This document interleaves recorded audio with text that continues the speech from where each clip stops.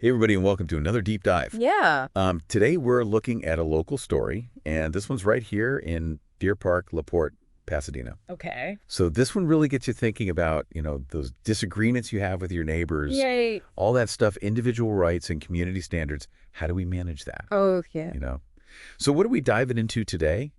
Well, we've got this YouTube video called Neighbors and Pasadena City Officials Sue Family for Struggling to Care for Mom with Dementia. Wow. And it's from the channel SA Houston Pasadena TX. And this video, it's got accusations of harassment. Oh, boy. It's got conflicting views on, like, what even is a nuisance, Right.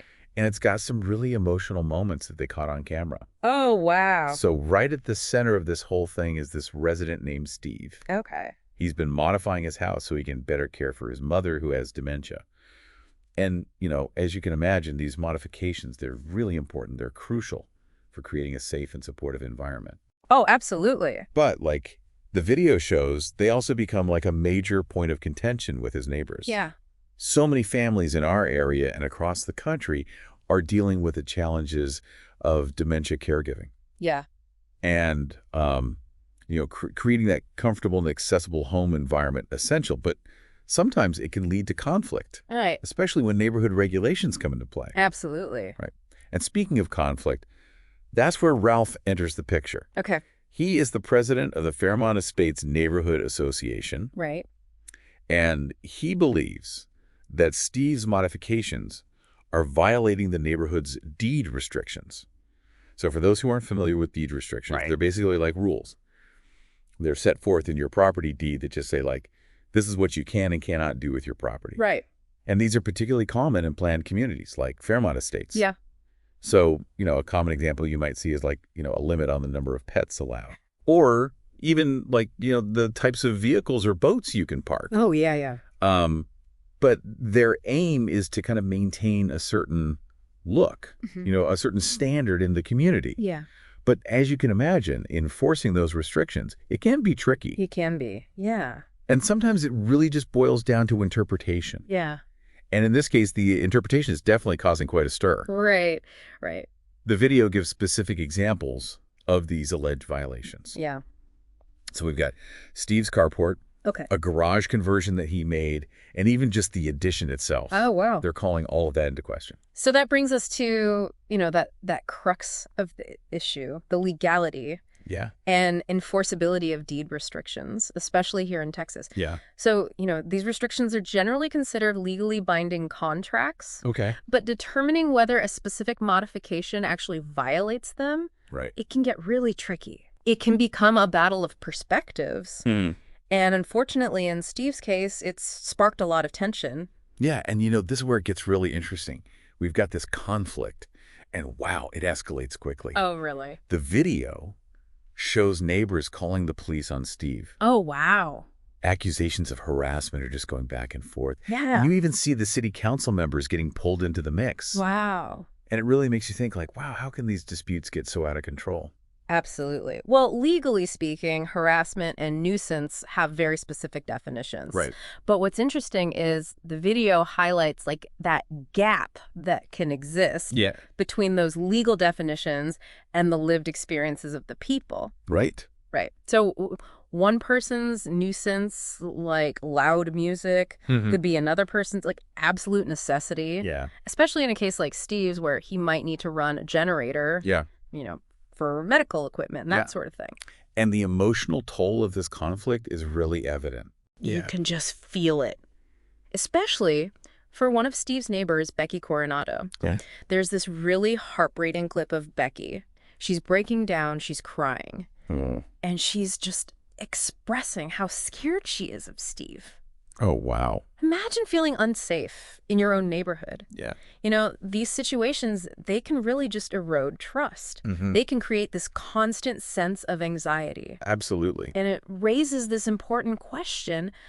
How do we as a community, Yeah. how do we effectively address these disputes and resolve them before they get to this critical point? Absolutely. Are there things we can do to prevent them Yeah. from escalating into these conflicts? Yeah. Yeah. I mean, Totally. What strikes me about this is that it kind of reflects like a larger trend that we're seeing in communities. I mean, all over, but including right here in Pasadena. Yeah. With rising housing costs, aging population, Right. more and more families are finding themselves in these multi-generational living situations. Right. And that brings up like all these questions about, Yeah. how our communities adapt to those changing demographics and those needs. It's like this small-scale conflict is really a microcosm It is. of those larger societal shifts that are happening Sure. all around us. Yeah. And although the video doesn't explicitly say there are any lawsuits, Right. it's very clear that things are tense. Oh, We see police officers showing up multiple times, wow. trying to mediate between Steve and his very frustrated neighbors. That's a crucial point, though. Yeah. Because it just shows how easily these disputes can turn into legal battles. Right. Just consuming valuable resources, Yeah. law enforcement, the court system. Right. And it makes you wonder, are those systems effective at all? Right. Or are they just making it worse? Yeah, it seems like there should be more humane and less, Yes. adversarial ways Yes. to handle these disagreements, Absolutely. especially when it involves something like caring for a family member with dementia. Yeah. Right. Absolutely.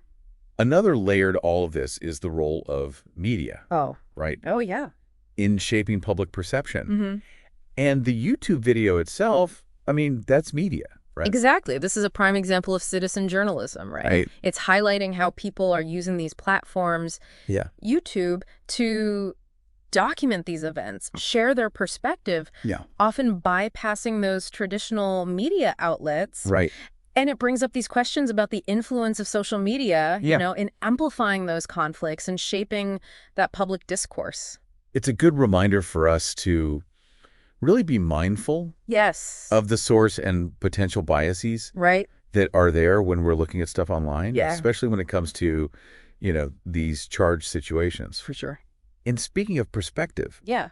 it's very obvious that this conflict has really divided the Pasadena community. It has. On the one hand, you have folks who are very empathetic with Steve. Right. They support him. Yeah. They see him as someone just trying to do the right thing Mm-hmm. in this very difficult situation. Right. But then you also have those who are more aligned with the neighbor's concerns. Right. Who believe that his actions have gone too far Right. and it's disrupted the community.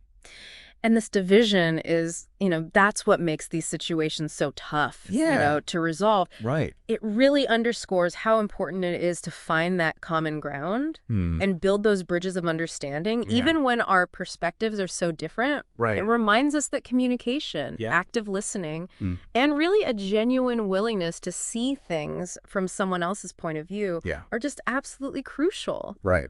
for a harmonious community. It makes you think about what steps we can take as individuals, Right. as a community, to prevent these from even happening in the first place. Mm-hmm. Could community mediation play a role? My. Would more open and frequent communication between neighbors Yeah. just help de-escalate things Right. before it gets to this, boiling point?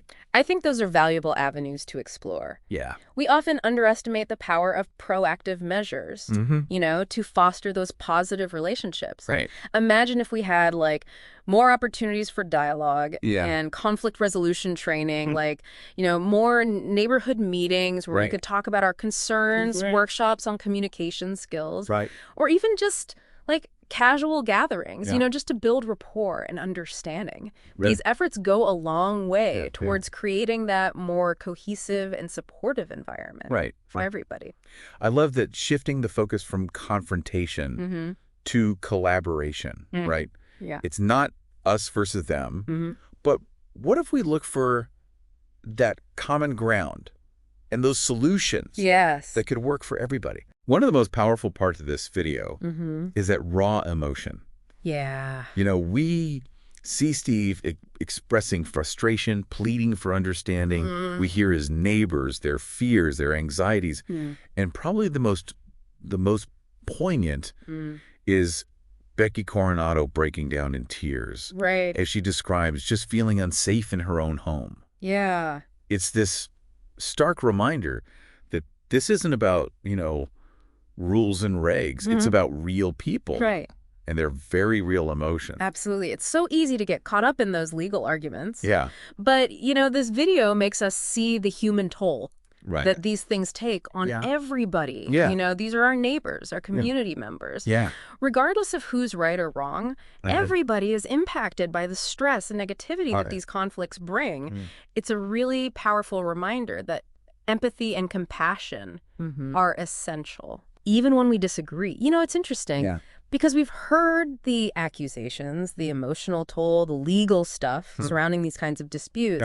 But now it's like, what can we as residents of Deer Park, LaPorte, Pasadena, what can we take away from this? Right. What are those big lessons? Yeah. What can we apply to our own lives? Right. Our community? So it's the big question. It's Steve's story. It really brings to light this challenge that so many places face. Finding that balance. Individual needs, community expectations. How do we as a community create space for all those different needs? Aging residents, families with challenges, people adapting their homes while still, you know, upholding the standards of the neighborhood. It's a tough one. It really is. No easy answers. It's like this conflict in Pasadena. It's almost like a mirror reflecting these big conversations about inclusion, accessibility. All across the country, you know. Exactly. The evolving nature of our communities. Precisely. And while there's no one-size-fits-all solution, this story really encourages us to think about our own assumptions. Like, what do we consider a nuisance? Could there be more to the story? Are we judging too quickly? Or do we try to understand? That's a great point. Communication, it's key. It is. Maybe instead of calling the police or filing a complaint, we just talk, you know, try to see things from their side. You might be surprised by what you learn. I like that a lot. What's really fascinating to me is the potential for positive action that comes out of this. Think about, like, your neighborhood groups. Are there ways to address concerns? Could you advocate for resources to help seniors or people needing home modifications?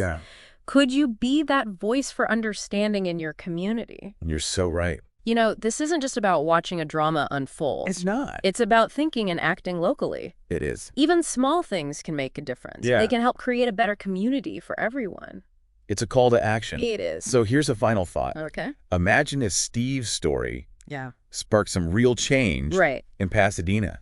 What if it led to better guidelines, more resources for caregivers, even just more open communication? That's the power of these stories. It is. To be catalysts for change. Exactly. That's what Think and Act Locally is all about. Absolutely. Think and Act Locally is a podcast empowering residents of Deer Park, LaPorte, and Pasadena, Texas to improve their lives and community. We serve this Southeast Houston area with actionable information for local impact. If you find value in our show, please support us at thinkandactlocally.com/donate. Link in show notes.